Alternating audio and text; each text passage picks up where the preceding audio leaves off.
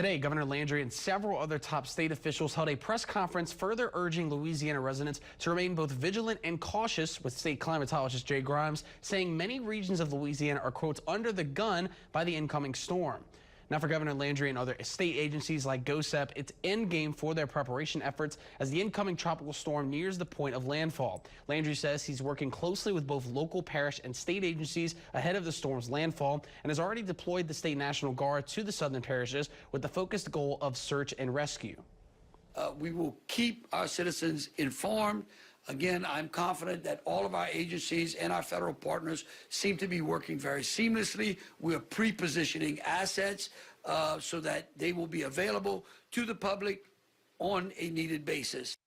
And if you're still making your storm preparations either at the grocery store or at home, Landry says now would be the time to download the state's Get a Game Plan app. He says the app can help provide residents a combination of real-time info on developments from GOSEP as well as preparation advice.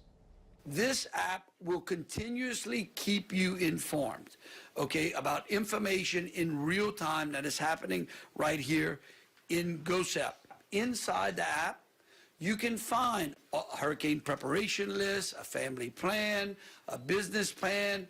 And you can also report cases of price gouging through the app as well. According to State Attorney General Liz Murrow, her office will address the illegal practice diligently and are focused on addressing the illegal practice. You know, while we usually see the best in people during a storm, sometimes we also see the worst in people. So I just want to remind everybody that price gouging is illegal, and we are monitoring that. We will enforce the law, and we will make sure that no one is taken advantage of during the storm. It's not only wrong, it is illegal, and we will enforce the law.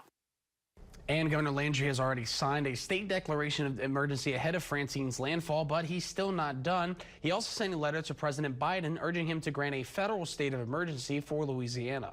In his letter to Biden, he says, quote, "I have determined that this incident is of such severity and magnitude that an effective response is beyond the capabilities of the state and affected local governments, and that supplementary federal assistance is necessary to save lives and to protect property, public health, and safety," end quote. And Landry's statements aren't exclusive to himself either, with all of Louisiana's U.S. House representatives and senators urging President Biden to make an emergency declaration.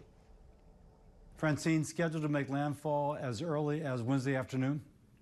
I sent a letter to President Biden yesterday asking him to approve an emergency disaster declaration coordinating federal assistance throughout the hurricane. I'm monitoring the storm. I've contacted local officials.